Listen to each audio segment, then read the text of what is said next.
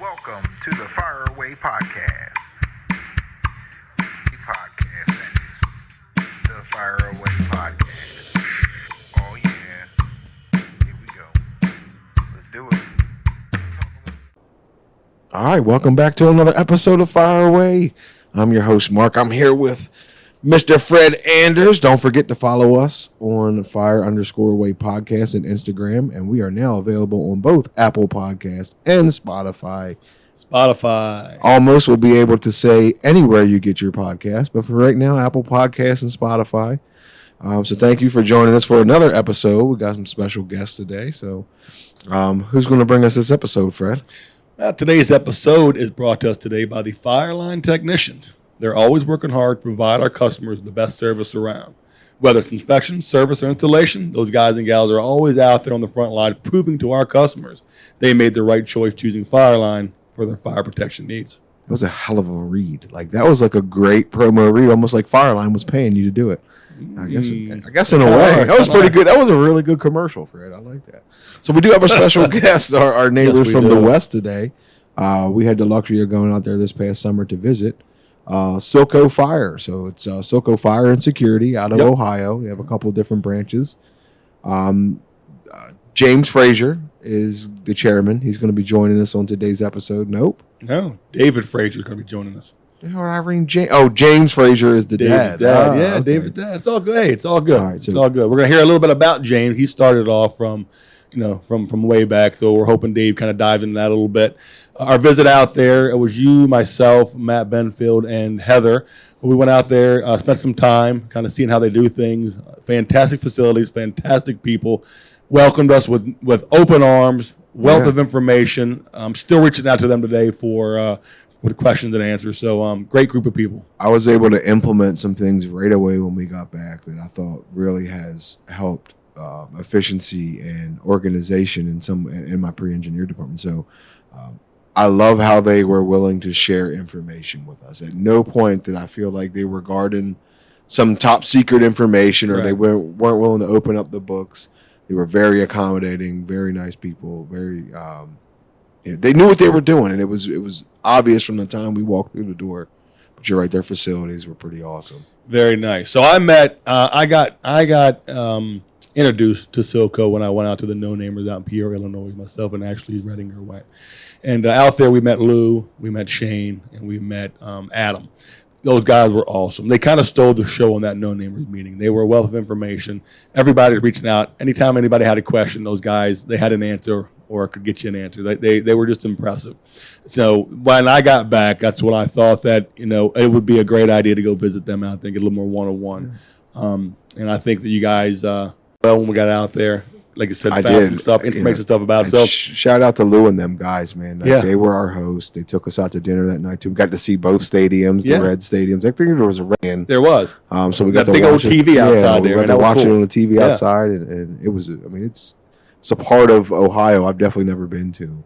It was a beautiful area down there, so it was a really cool experience. Yeah, I was in Cincinnati, so in case for you guys listening now, down in Cincinnati it was pretty cool because they had the red stadium up there, and then outside the stadium they had a little hangout area, so kind of like some bars and restaurants. Yeah, bars, restaurants, a little what would you call it, like vestibule hangout area. Yeah. I don't even almost like a power plant live look to it. Perfect. Yeah, exactly. And but they had on the outside of the stadium that big ass TV, so you're actually watching the Reds game as it's going on. Yeah, from right outside of the stadium, which is cool. Actually, a home run was hit while we were sitting out there. Got to listen to the crowd roar. So, but listening, talking to Lou, to Shane, and to Adam, had to get something from them. So, reached out to them. While we were there, I had a conversation with Lou. He told me a little bit about the history of Silco, which I found out was pretty wild, right, for where they came from.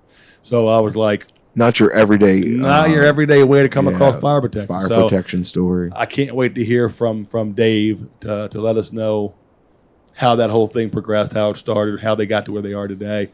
Just a fantastic group of guys. Looking forward to talking to Dave and hearing what he has to say. All right. Well, this time we're going to go ahead and have Dave join the show. Welcome, Dave. Welcome. Thank you for joining the Fire Away podcast today. Glad to be here. Yep, you met us. I don't know if we met you in Silco, but we visited it back in the summertime. And I got to tell you, we left extremely pleased with our visit. The crew there was so welcoming and so forthcoming with their knowledge, and I immediately was able to implement some things when I came back in. And on top of all that, I could not stop boasting about your facilities there. Oh yeah, very nice. I mean, they were beyond impressive. But like I said, we wanted. Did that right. Yeah, you guys nailed it, man. Did you guys see your new facility? I've seen pictures, but I haven't been there to see it yet. Yeah, we made some major upgrades out here too. It looks fantastic. Ann did a good job putting all that together as well. I do want to give a good shout out to Lou, Adam, and Shane. Those guys were awesome when we went out there, and you got yourself a good group of guys right there, David. Thank you. Yeah, so we bring you on here. We know a little bit about you. Do you prefer David or Dave? I don't want to keep calling you David if you prefer me to call you Dave, or does it not matter? My mother still calls me Dave, but you can call me Dave. All right, Dave. So, Fred we were talking a little bit before we jumped on here about your upcoming in Cincinnati. You grew up around that area then, right? Just right in the heart of Cincinnati, or in the country part of Cincinnati? I grew up on a horse farm that wasn't too far outside of city limits in Cincinnati. But like a lot of people in our industry, I grew up somewhat involved in the family business, where I spent my summers in high school and a bit of college, riding on the truck or doing back office projects. But I grew up here in Cincinnati, and then after high school, I went to college at a small school called Lehigh, where I got into industrial engineering. That I really haven't used much since then, although the math and the science part of it to some degree, maybe. Lehigh University, right? Home of the Mountain Hawk. You got it. It's strange. Nobody in the Midwest has ever heard of it, but on the East Coast, it's more, commonplace, I guess. How did you know that, Mark? I'm impressed. Lehigh, college football fan, and I like some of the. I didn't go to too many games. I definitely went to all the tailgates. It was great. Some college, that's what it's about anyway, right? One thing about Cincinnati, we were talking about the area, and it's not unlike the Baltimore area where we're at, in that you have your industrial area, right, your city, but you're a hop, skip, and a jump away from the country. Right. You're a short drive away from a rural area, and when you're in the city, you have no idea that you're so close to it. So we were talking about the spot where we went to dinner with Lou and those guys, and in between, like right by the Red Stadium, and how beautiful that area is down there. It was my first time being there. Yeah, Cincinnati has changed a lot from when I grew up to now, and it's a really cool city. I'm happy to be here. So when college and you're working for the company, you're doing stuff. When you said you're doing a little bit of office stuff here and there, anything specific that you enjoy doing more than the other when you were coming up? I really enjoyed being with the people out in the field. I spent a lot of time working on fire alarm, sprinkler, and suppression. I rode with this guy. His name's Greg, and he's still with us today. We have 3 full-time quality assurance inspectors that they drive around these. We label the car quality assurance team, and they go in and just double check people's work, maybe 80% of their week, and then the other 20% of their time is spent teaching training classes. And Greg's still with us today, but Greg and I spent a lot of time together in the summers when I was in high school. So has the quality part of the quality check part, has that always been a part of what you do there? So when we visited your training facility, we met with a couple of the gentlemen from the quality team. It may have been Greg, honestly. And it was obvious you guys put a huge emphasis on it. So is that something that has, from ground zero, been part of what you do there and your beliefs there?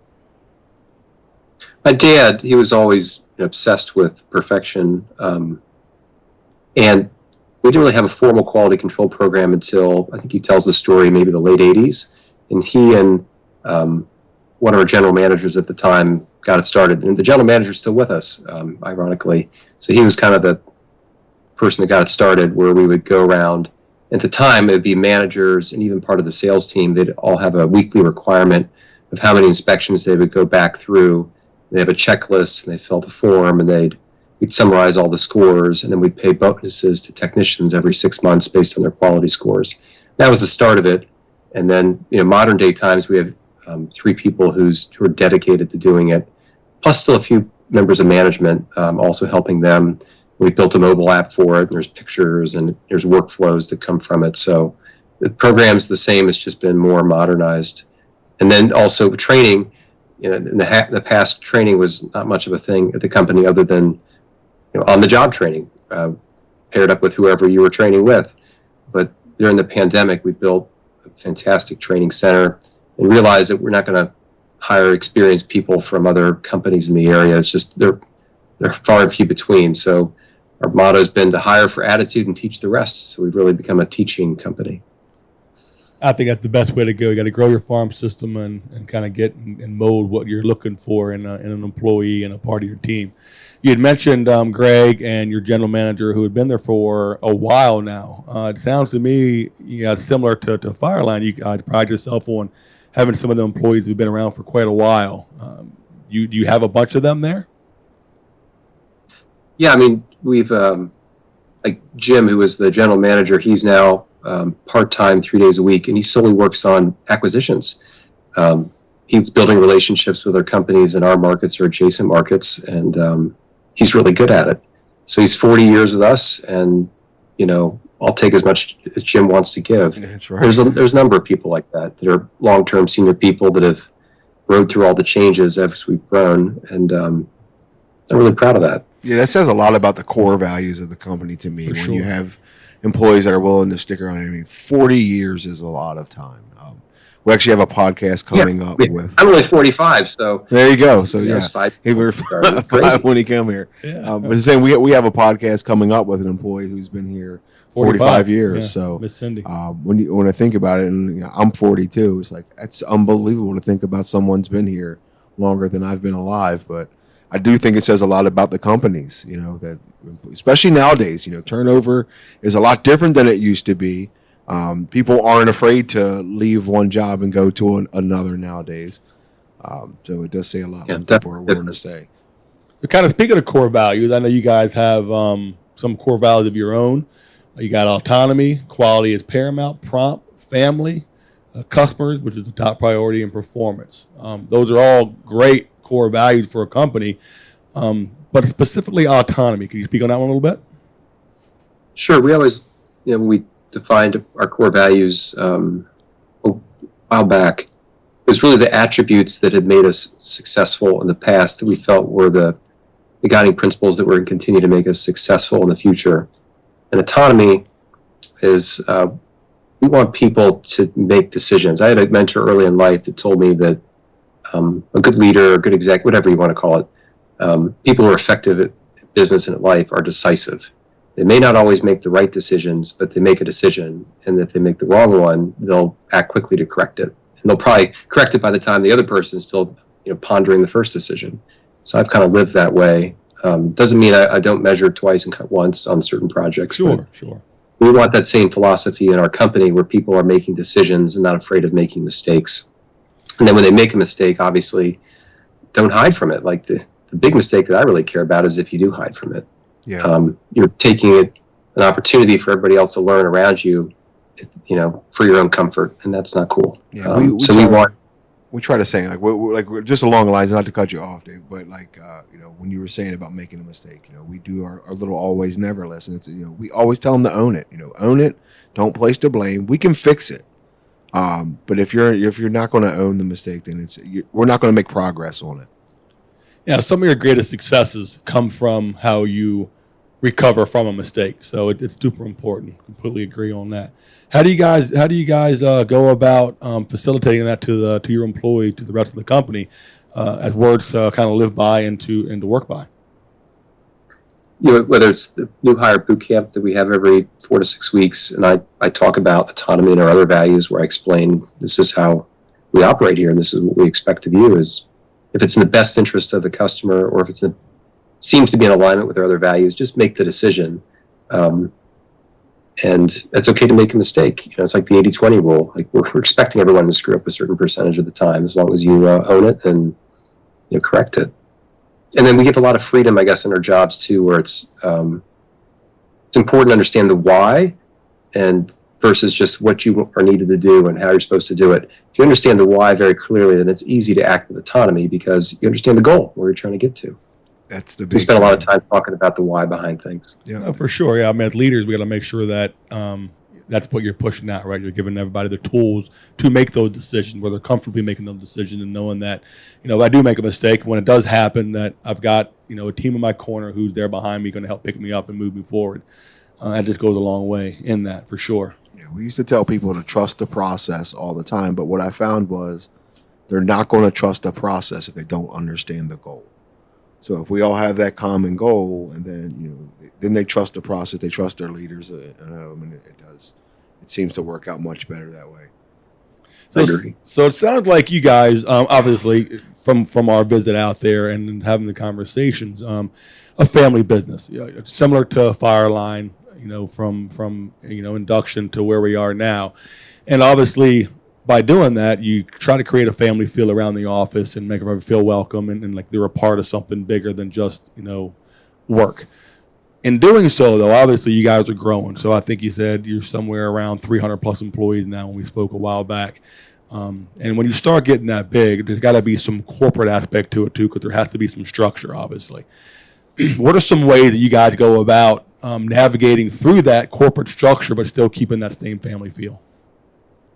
I think structure is really important, and we changed our structure at our company quite a bit in the last couple of years to try to be able to be more efficient. And I can tell you an example of how we've changed it to make us feel like one company. So we have 5 offices: Cincinnati, where we have maybe 100 to 150 people; Dayton, where we probably have 40 to 50; Columbus, where we have 70 or 80; Akron, maybe 60 people, and then Cleveland, we have 70. And we used to be organized by geography. So we had a general manager over each office.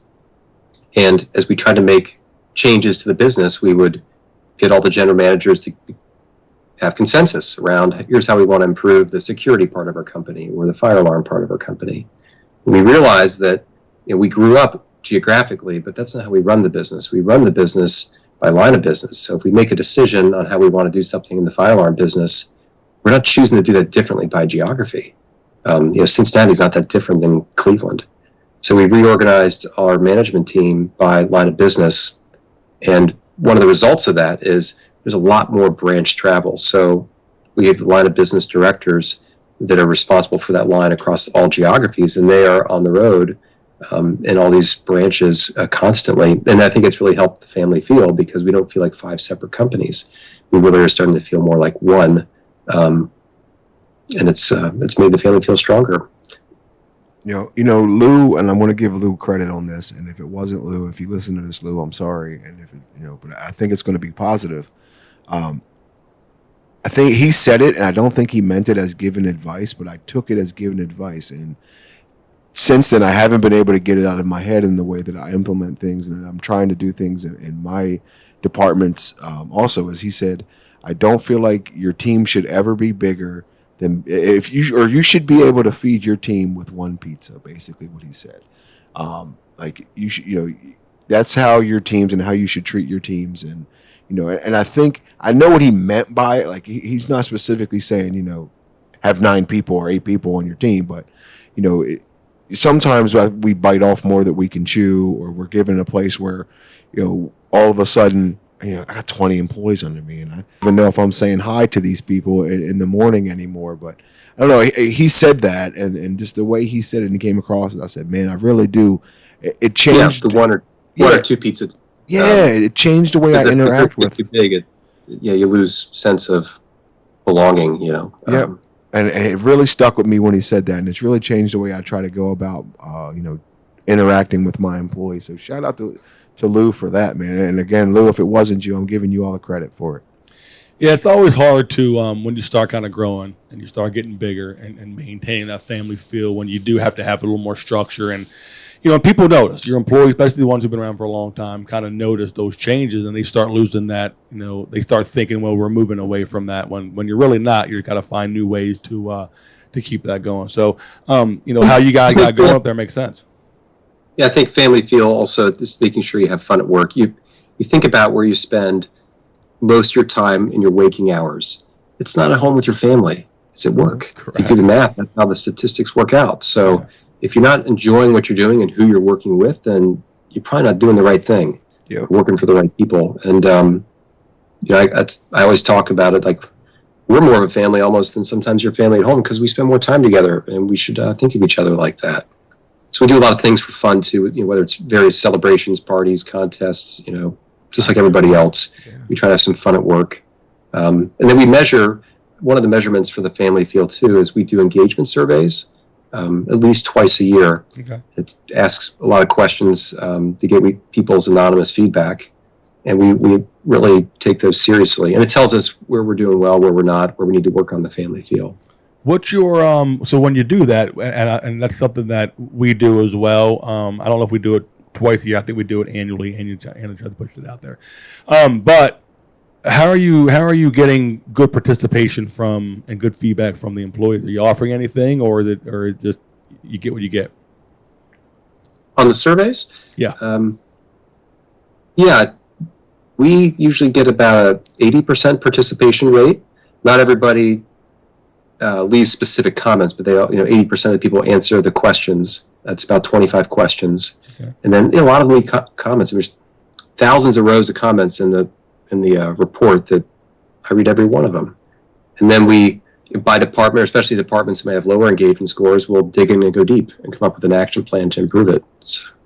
Okay. And then some of that, if we had a department that really was off track just recently at one of our branches. So I went to breakfast with some of the technicians. We had a town hall. We had a focus group on certain topics and areas, and we've got an action plan to get it back on track. So it's just like anything else in the business. You got to listen to your people and never stop working on it. 1,000% agree. That's the best way to go about doing things. So jumping over to facilities. So you kind of mentioned that you had 5 locations, Columbia, Cincinnati, and Cleveland are your 3 bigger ones. And we went to the training facility in Columbus, and obviously we were in Cincinnati. That Columbus training facility, why did you guys choose Columbus? Because of the location for training?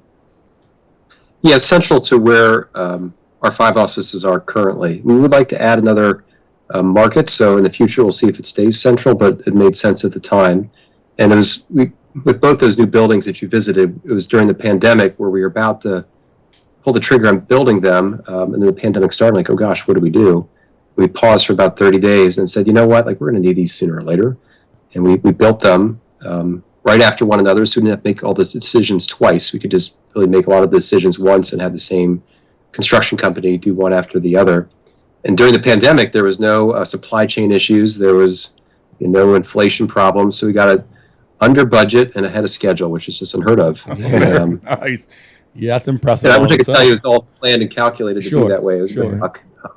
But yeah, I'm really proud of what came out of that. Can you send your contractor our way? Yeah, no, right. I'm sure the people and the contractors, and the people that you put to work during that time appreciated it because Sorry, Mr. I was saying I'm sure the contractors and the other people working on the project appreciated it during that time because it was a scary time where people didn't know if they were going to be work or really what was going on. So I'm sure for you guys it was a scary decision as well. We're making the right decision at the time, and turns out we did. Yeah, and I tell you, man, they're beautiful facilities, and not just not just their looks, like the functionality of the training facility, and how you have the hood system set up in there and the panels set up in there. It was really impressive. Yeah, we've if you go to our website, there's a virtual tour of it, but we do training every week. A lot of it's for newer employees, but also our experienced technicians. We have a CEU program and requirement for a lot of our groups. And we also do a lot of AHJ training where we don't charge anything for it. It's just a way for us to get back to our community partners. We've had over 500 AHJs, 15 plus classes this past year. And even all the Ohio fire inspectors, they've added this as like the final step of their curriculum, where they'll come through and do a day or two of training at our facility and then go to whatever part of Ohio that they work in. So it's been nice to partner with them and help get back to the community in a different way.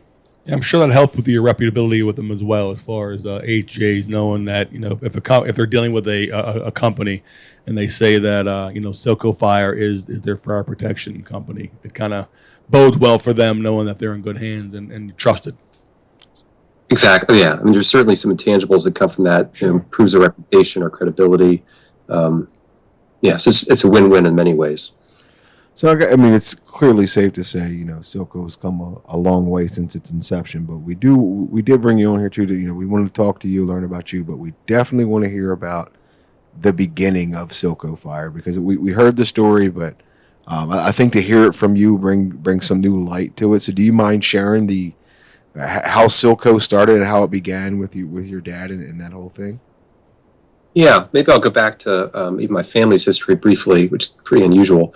But my family was originally from New Jersey, and we were in the leather tanning business, making upholstery for the automotive business. We had a small business in New Jersey, and this was back in the 20s. I'm going to go back that far. And then what happened? Well, the Great Depression came along, and people stopped buying cars, so we stopped making upholstery for the automotive industry. And we ended up subletting a small part of the building to a company that laundered overalls. And my grandfather and great-grandfather became friends with this business owner and taught him the business. And my family decided they wanted to open up a uniform laundering business, but obviously not in New Jersey. They didn't want to compete with the friends of theirs. So they considered a couple of Midwest cities and settled on Cincinnati and opened up Standard Overall, which eventually became Standard Industrial Laundry Company, SILCO, for Silco. And it was a tough go starting a business in the Depression. I found this letter in the attic. My dad did. He shared it with me a couple of years ago. But it was my grandfather was writing back to his mom, who was still living in New Jersey. And it's like, this is the first day we've taken off since we moved here 18 months ago. And Mr. Frisch, which is it's a local story, came over and cooked him a turkey. It's a big boy franchise here. And then it took about 2 years before it really started to have success. And the peak, the laundry business grew to about 800 employees with facilities kind of sprinkled around the East Coast. It was really the same time that the uniform rental model had its inception as well. Silco started that kind of the same time Cintas started that, both Cincinnati companies. And we were competitors with Cintas, both kind of starting the uniform rental industry as we know it today. And obviously Cintas ended up having the greater success in the long run. But my uncle, who was running the company in the 70s, eventually they chose to sell it. And they sold the business to Aramark. But a few years before they sold it, they had diversified into fire protection, pest, and then a safety line as well. They bought a couple of small companies. And so they bought a small fire protection company called Break Fire, which is our legal name, in the early 70s. And it was about 6 employees. And then when they sold the whole thing to Aramark in the late 70s, about 11 employees. And my dad, who just started working in the company, when it was sold, stayed on with Aramark for a year, but had a first right of refusal handshake arrangement where if Aramark didn't want to be in the fire business, he was interested in it. So a year later, Aramark sold back that 11-employee company to my dad. They let us keep the name, which had a lot of goodwill. So Silco became Silco Fire Protection. And he really grew it from that point until I got involved about 15 years ago. And here we are. So it's kind of a weird sequence. And ironically, Cintas, about 15 years ago, decided that they wanted to get into the fire protection business. So here we are again competing with Cintas like we used to in the uniform days. And they're kind of your neighbors there too, right? Isn't their main offices in Cincinnati or somewhere? Exactly. Yeah, we've always had a good relationship with Cintas. You mentioned before we got on the podcast here, like a story where I think it was in the 50s, my dad told me about this, where their main facility, Cintas's, did burnt down, or did all their uniform laundering. And even though we were fierce competitors, it was still a good relationship where we did all their uniform work for them while they rebuilt their facility. And I think that shows a pretty strong judge of character for my grandpa. Oh, 100%. Yeah, letting bygone be bygones, but doing what's good as being a human being and being human. So that was for sure. Yeah, man. I hope you put that letter you found in a frame, man. Yeah. How awesome with that letter from the You said the 30s it was, or the 20s that you found this letter. That's got to be pretty neat. Somewhere, it might be in the basement, like in the filing drawer. But it's just a crazy time. You think back to that generation too. Is where 6-day work weeks were the norm. Saturday was not a day off. Yeah, that policy in our country didn't really change until the 50s or 60s. And they didn't complain about it. Different mindset and work set. Yeah, they did. Yeah. Yeah, and back like you said, when a handshake meant something, you know what I mean. You didn't have to get your lawyers involved to sign all this over. But no, I appreciate you sharing that story, David. I really do. Sure. It was pretty cool. Like I said, I was up in Peoria. We were having dinner, and I was talking to Lou across the dinner table there, sharing a steak, and he had mentioned briefly mentioned that story, which I thought was pretty interesting for sure. How you guys got started. Definitely thank you for sharing that. One other piece that I missed that my dad, why was he interested in the fire protection part of the company? There was a fire that happened when he was in college where he lost 2 friends. Okay. And at the same time, he also saw the industry as a great opportunity where OSHA really had mandated fire extinguishers in the workplace around the same timeline. And he said, this business is of interest to me. And that's why he pursued it, and that's why they agreed to sell it back to him a year later. Now, was it extinguishers you guys first got into, or was it all fire protection? So the original break fire when they got started was mostly engineered suppression and then some fire alarm. But my dad, his passion was fire extinguishers, and he grew that business and did a great job doing it. Where I think when I took over, fire extinguishers was 80% of our sales, and today it's closer to 20%.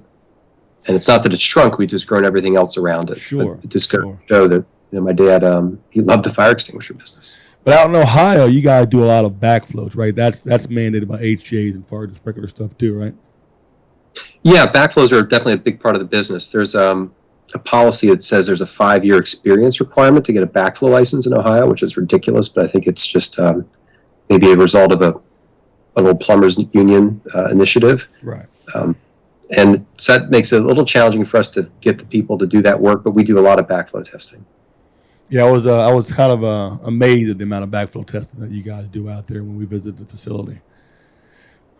But yeah, so hey, Dave, I really appreciate you coming on, man. A lot of good stuff, and like we talked about, I think on air, off air here, you guys are doing the right things out there. You've got a great group of guys around you who are really locked in and doing good things, and I really do appreciate their time. I just reached out to Lou again, to Lou and Adam the other day. We have a new sales manager who started here, and he's looking into some CRM software. And I remember talking to Lou and Adam regarding the Mondays that you guys use. So I've got him hooked up with Patrick, our sales guy.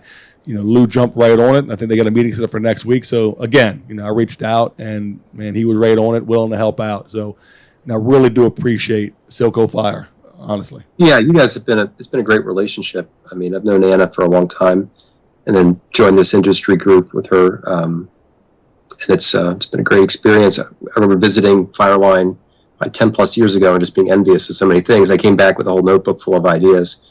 And then it's been nice to get Lou and Adam and Shane involved too, where you guys can build relationships and share and learn from each other. That's what it's all about. Yeah, I'm looking forward to seeing them out in New Jersey this year. Yep. So, Dave, that's right. Yeah. Before we let you go here, one thing we like to do to all of our guests is we have a question we like to ask our guests at the end of each podcast. So I want to ask Dave Fraser right now. So what would the Dave Fraser today, right now as we sit here, what would he say to Dave Fraser day one coming into Silco Fire? So like giving myself the advice. Yes, sir. Yes. I don't think I really have many regrets as far as what I've gone about it. I just say listen to the people. Yeah, can't go wrong there. No way. No. Well, thank you again, Dave. I appreciate you joining the show and being willing to share some stories with us today. We appreciate your time. 1,000%, man. We do appreciate your time. Thanks for jumping on, and we will reach out, let you know when this episode's up and running, and you can listen to it. Well, thanks for having me. It's an honor. All right, buddy. Thank you, sir. Have a great day.